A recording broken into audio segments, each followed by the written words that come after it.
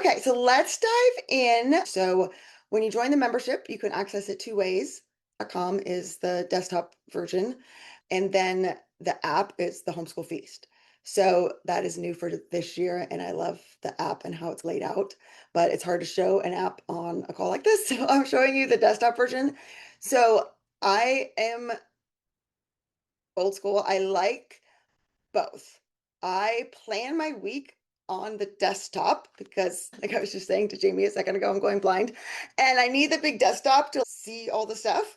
But then during the week, I just pull up the app on my phone when we're doing stuff. And then my older kids can access it. My high school students access it on their own devices, but it just makes it so easy to have it portable like that.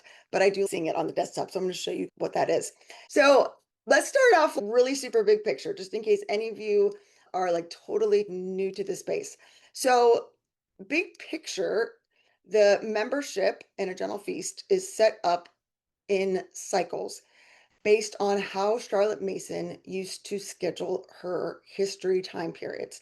Now, you can find other Charlotte Mason curriculums that are not organized like this, but if you go back and you look at the programs that Charlotte Mason produced over the programs were still being produced after her death and being sent to schools in the 50s and 60s in England. So we have decades of the pattern and how the history cycles were set up.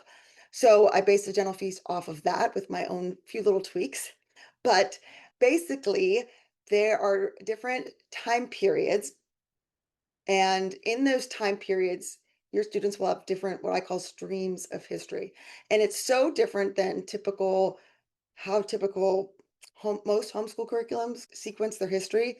And I could teach a whole class on this, and I'm not going to go super into it. If you want to really dive into like, why did Charlotte Mason do it that way? I'll link to, I have a blog post where I go really in depth with this. But one of the things that really struck out to me when I was developing a Gentle Feast and trying to figure out, okay, how did she structure this and why are like we're learning a little bit about American history and world history and ancient history. That's so weird. It's so different than what I was used to, which is that chronological model. One of the things that really struck out to me is, oh my goodness, that makes so much sense, is for children to start with the history of their own country. So oftentimes a lot of homeschool programs, they start off with ancient history, and even the younger ones are starting off with ancient history. And I just thought that made sense, right? You got to start at the beginning and you got to work your way through. But Charlotte Mason's point was that children, especially very young children, they don't have their abstract reasoning. And so trying to understand something that happened thousands of years ago in a very foreign place with a very different culture is really hard for young children to wrap their brains around, which is why in public schools, usually in elementary school, they are learning American history. We start off with community helpers in kindergarten, and we learn about the firemen in my neighborhood. And that's what kids can understand. They can understand the concrete, and then they move out from there as they get older and they start to expand to world history. But also, ancient history is very dark, very pagan. And there are a lot of things so I also love that she waited until children's abstract reasoning was developed around age 10 in Form 2 to start introducing ancient history. I also actually really love, at first I thought this was very strange to have, once they got to be older, just like one day of ancient history along with the American and the world history. Because I was like, why don't we just do a whole year of Egyptians and whole year of Greeks? Why is it interspersed? But I actually really loved it because we were still able to focus on the American and the world history, stuff that I'm uber interested in. And then the Greeks and the Romans didn't feel so heavy and it didn't feel so all consuming. But we also, my kids made amazing connections between, oh, we're learning about the Romans at the same time that we're learning about these governments being imperial colonialism in the 1800s. They were able to make these different connections with the Greeks and how the Constitution and all these different things were set up that they wouldn't have got if they weren't studying those simultaneously. The different time periods. So there's 4 different cycles. Everyone in your family is studying the same American world time period, except for the few last 3 years of high school, which is really neat, but they're studying it at their level. So the other thing that makes a General Feast and Charlotte Mason's programs different is it's not based on grade levels. It's based on forms, which combines 3 grade levels together, which makes it really amazing for homeschool families. And even in the schools that use Charlotte Mason's programs, they were put into forms. as well. You would have grades 1 through 3 together, 4 through 6, 7 through 9th. And again, that just makes things so much easier as a homeschool family.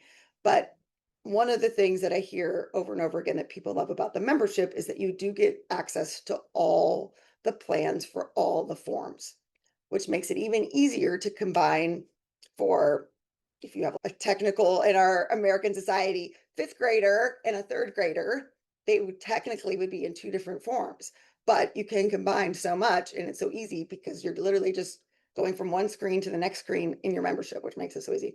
So the cycles and forms are that foundation to wrap your brain around. I'm not what's included for grade 7. It's very different than that traditional model. And then, okay, like why is my 7th grader learning about the Civil War, but also has one day where they're learning about Romans? That's very different. And that's the first thing. And so when you join the membership, you will choose what cycle you want to start with. Most people, I just say start with cycle 1. That's the beginning, the age of exploration.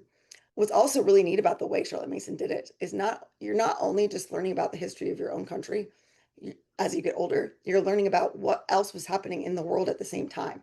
So I don't know about you all, but in my public school, it was like we had world history, I think in 6th grade and maybe, yeah, 6th and 10th grade. And then we had American history like all the other years.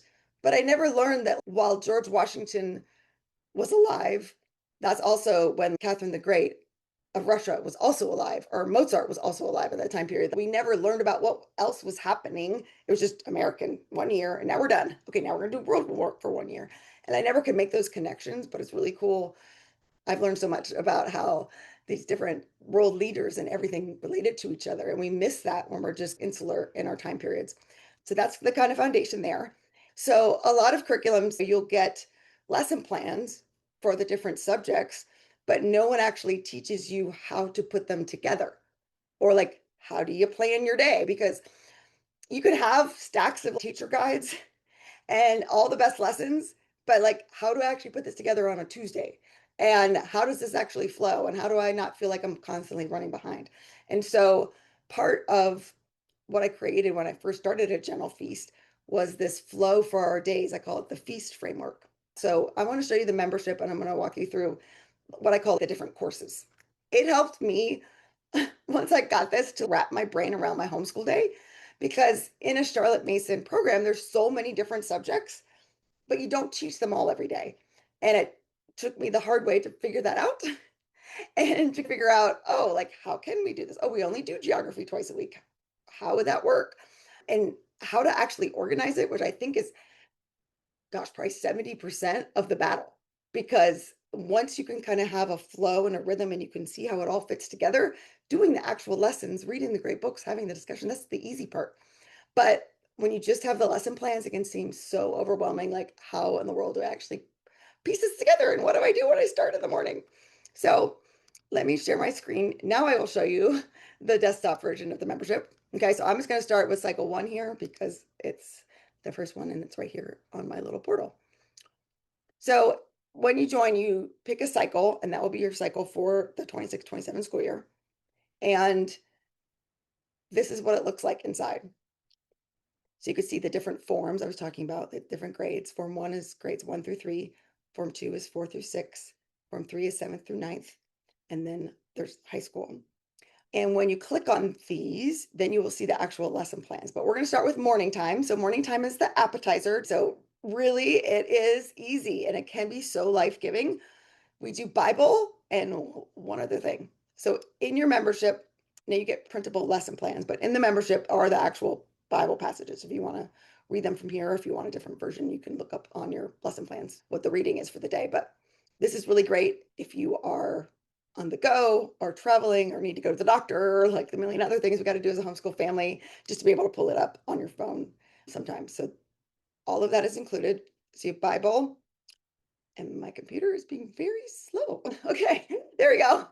And then the one other thing, so that would be, we kind of help you figure that out, but it can be poetry, it can be artist study, it can be composer study, it can be the variety of what I call beauty subjects.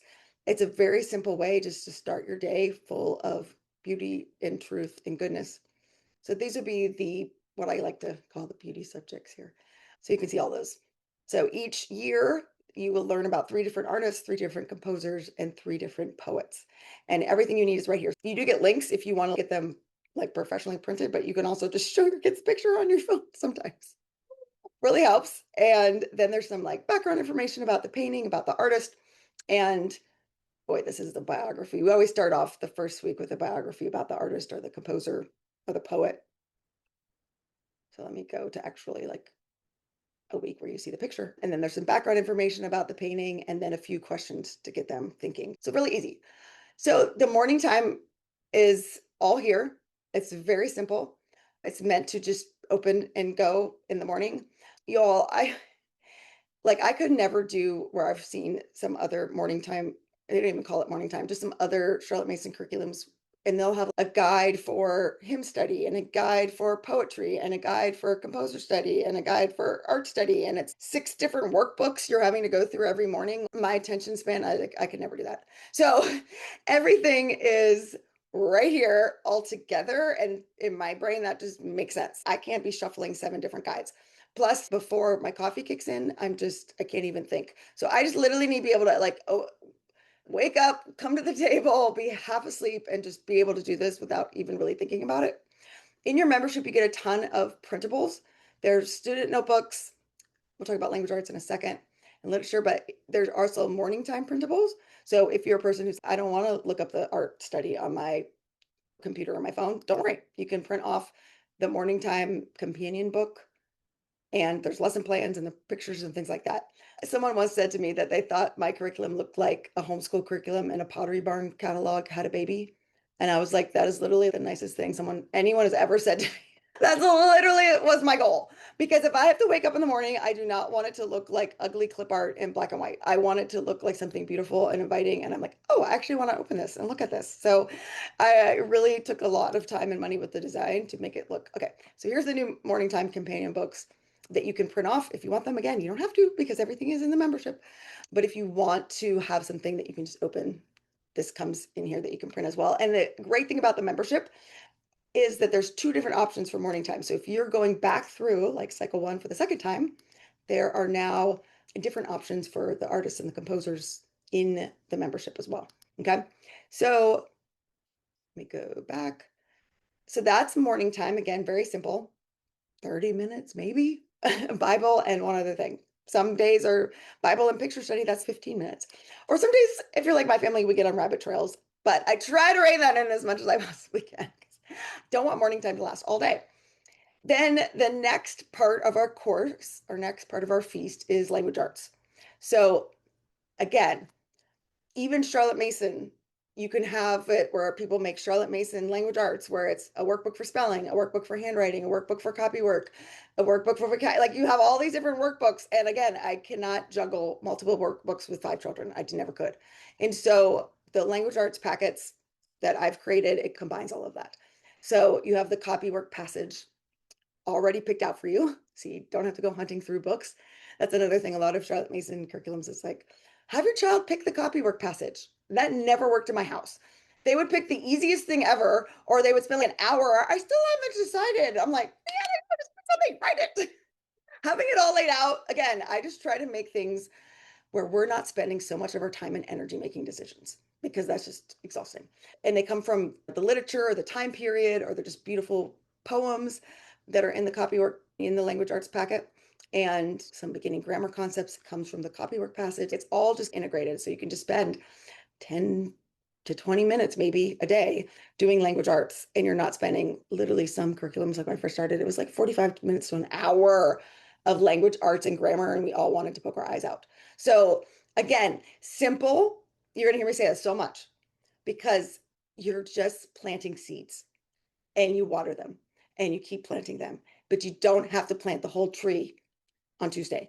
And so we can just have these little pieces that add up to a life. So language arts, and in the membership, let me show you form 2. So you do get the printable language arts packets, but they're also in here. Again, if you don't want to print it out, you can just have a notebook and save yourself the money, or if you're traveling or something like that. Having it all in the membership simplifies that so much because you literally just do the next thing. You mark what you've done. You can keep track in the app as well. So that's also really nice. So you can see where you left off. And you can also print the lesson plans that are organized by subject. They're editable Google Sheets. So again, you can change things. Week 1 for geography, I just click mark as done, and now it says lesson completed. And then when I go in and look at my lessons, I can see the ones that have a mark next to them that are done. If you do this in the app, y'all, you get confetti. So I like to mark the lessons completed on my phone because then I get confetti. You don't get, I don't know why we don't get confetti on the desktop. It's not as fun. It's not as rewarding. I'm like a little kid. I want the confetti that makes me feel like, oh my goodness, we did this today. Woohoo! Even if it's the only thing we got done. I got confetti, so I feel like I've accomplished something. Okay. So after we do language arts, which I call the soup and salad because it's just a little bit of really awesome, healthy stuff. Then we go on to the main course, which is basically all your subjects. And again, you're not doing every subject every day. We give you samples where you can see how you could possibly lay out your week, but we give you a ton of tools that you can make it your own for your specific family because we want this. Children are born persons, and you know your children better than I do. So no curriculum could ever plan out exactly how it needs to be for your kids. But as you can see here, there are so many different subjects. So this is in the cycle home. So there's certain subjects that are different depending on the cycle. So obviously history, because the cycles are history based, but geography ties in with that history time period. So that's very specific. Citizenship, fables, nature study varies for each cycle and each age, and literature definitely. So you're going to have certain subjects that are very specific just for the time period that you're studying. But then there's also subjects that are for any cycle. So if you're like, wait, where's math? Math's not on here. That's because that's an all cycle. Doesn't matter if you're doing modern times or you're doing age of exploration. Fifth grade math is fifth grade math. So I organized it so you can find those kind of subjects a little bit easier. So let me pull up the all cycle plan so you could see those. So some of the main course subjects are here: the foreign languages, the math, the high school, because those are biology, chemistry, doesn't matter what time period you're doing. So all these kind of go into one spot, and then the nature and for the older kids. Then after we have our main course subjects, we have the dessert. So this is the last course of the feast. And Charlotte Mason called them afternoon occupations. Don't let this stress you out. I hear from some people, they're like, by the afternoon, I'm so tired and I don't have time for this. And okay, if you can get in some of this, you are giving your kids such richness. Also, other things can count. So you don't have to do all of this. Remember, it's a feast, it's a buffet. Take what servings you want of whatever thing you want to eat, okay? But I put them here because I want to give you guys as many tools and resources as I possibly can. So for afternoon occupations, we have art classes, which are taught by our incredible art teacher. They tie in with the picture study that you're learning about. Clay modeling classes. And then this year I just added paper sloyd and embroidery handicraft lessons as well. Solfa, which is singing. Again, this is just fun. And then your nature study. Okay, so those are your afternoons. And that is your whole entire feast. So you have your morning time, your appetizer, your soup and salad, the language arts. You have your main course, all the different subjects. And again, you're not doing them all every day. And then some dessert at some point in your week. Have something sweet to end your day. Just read alouds, things like that that can bring your family back together and just make it a sweet way to end your day. And then the most important part of the feast is filling your own cup. It's the beverage part. And we always forget that part. But if you're going to eat a whole feast and you're not going to drink anything, you're going to get sick real fast, right? So in the membership, there are so many tools for you as the parent because I really wanted to equip you with the philosophy, the foundations. It's not, oh, thank you. Here's your curriculum book. Good luck this year. I go to these homeschool conventions and I'm like, if I just bought this stuff, I'd go home and I'd be so confused. I'd have no idea what to do and there'd be nobody to talk to. That's how it was when I first started. And I'm on Yahoo groups trying to figure this all out. But in your membership, you get this huge teacher training vault where, like I said, there are so many planning tools. There's a welcome guide that's 50 pages that I just lay it all out that you can print it, read it. There are form guides so you can get an idea of what ages are doing what and how this all kind of fits together. And then tools to help you really plan your week, plan your year. How do we actually do all of this on a Tuesday? The Life-Giving Homeschool Planner, you get a PDF of that you can print off. There's just a ton in here. And then once a month, we meet as a community and we talk about different topics, like what I see people asking a lot of questions about. On the membership call yesterday, we did like a planning talk, and we can all share and we can ask questions. And then in the community as well, people are just incredibly supportive in there. So you're not doing this and trying to figure it out all alone, which I think is really important because none of us can figure this out on our own. And it's all a journey, and every year is different, and every time is different, and our kids are different, and we're different, and we all are learning and growing just like our kids are. So that kind of gives you all the general overview.